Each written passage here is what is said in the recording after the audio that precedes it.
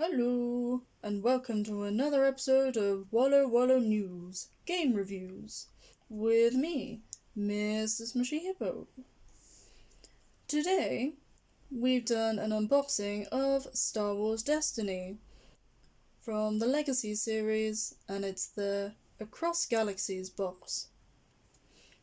Now, we're very aware that some of our previous videos were quite long when we did unboxings, so we've actually already unwrapped all the cards, and we're just going to show you some of the highlights from the cards that have dice with them, as they're the main cards that we're looking at. But obviously, you can have a look through and see what cards are in each box. So, on to the cards, and I think I'll start with my favourite from this box. Unfortunately, we did not manage to get Mr. Darth Vader himself, but we did manage to get Vader's lightsaber, which is pretty cool, especially if you attach it to Mr. Vader, as you can deal an additional 1 damage with him. And look at all those modify. Ooh, ooh, ooh. Be reeling the damage in. Continuing on with the Vader theme for a moment, we have Vader's Fist, which is a nice support trooper there. I mean, look at the damage. Ooh. And if you're playing with Mr. Vader as well, you can do the power action, but he is quite expensive, that's the only problem. So you'd have to have a few resources before you could play him. But pretty sweet card. Next up, we have another evil one. We have the droid from Iden Versio. So Inferno Squad's droid.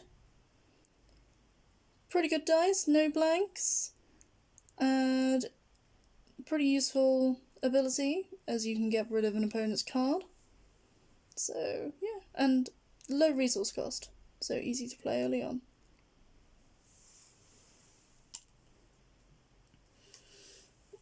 Next up, a feature of these new decks is that you can actually put modifications onto your vehicles, which is really new, and we haven't seen this before.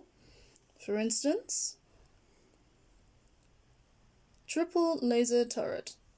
So you can literally play a Millennium Falcon or a TIE Fighter or an X-Wing and equip this to your vehicle and do even more damage with it. Pretty sneaky. Now on to a couple of the characters that we got. We managed to get Leia Organa in her disguise from Jabba's palace. Pretty good, as you can actually include 5 yellow villain cards in your deck because of this card, even though she's a hero. It's pretty sweet, really. Next up, we have from the Solo film. Unfortunately, this deck does seem to contain a lot of Solo comment. I am not a fan of that film. It makes me an angry, angry hippo. But moving on. So, this is Tobias Beckett. Pretty good damage from him, and sneaky with his stealing resources. So, pretty good card, I feel. Next up, also from Solo, unfortunately, is Kira. So with this one, again, she's pretty good on damage, and she's a neutral card, but you can include yellow, hero and villain events in your deck because of her. So it could be a good advantage, I feel.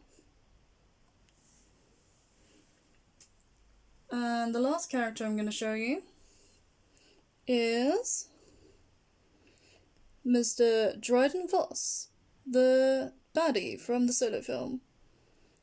really decent health, decent damage on the card, and you can play cards for free with him as long as you land on the right card. So pretty strong character.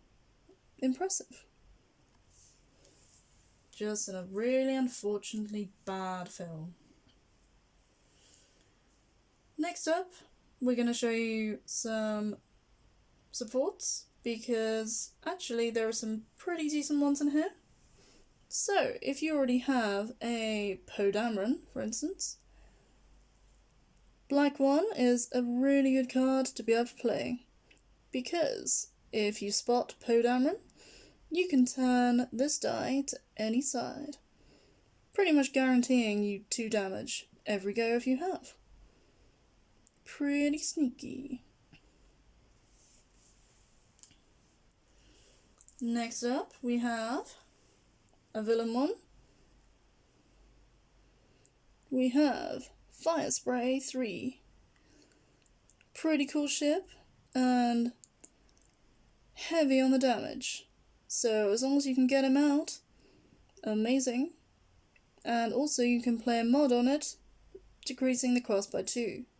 So although he's quite a high cost card initially, you can upgrade him for much lower. Pretty cool. And then we're going to show 2 cards at the same time, because they're sort of similar in their abilities actually, but unusual. So here we have an X-Wing and a TIE Fighter. Unusual because with both of these cards, you can include up to 4 copies of this support in your deck.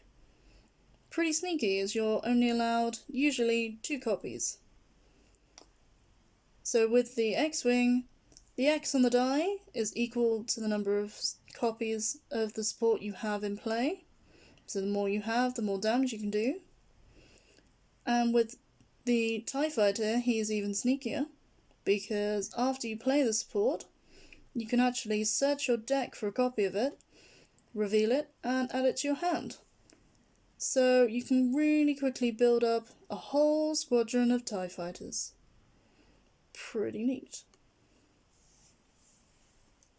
And then, last but not least, as I showed you Mr. Vader's lightsaber, we had to show you Mr. Qui-Gon Jinn's lightsaber. So obviously, if you're playing with Qui-Gon Jinn, you can massively upgrade him with his lightsaber, and you can add, so after 1 or more shields are removed from attached character, you can exhaust the upgrade to give him another shield back. Pretty sneaky. And if it's on Qui-Gon Jinn, you can draw a card as well. So pretty handy upgrade all round.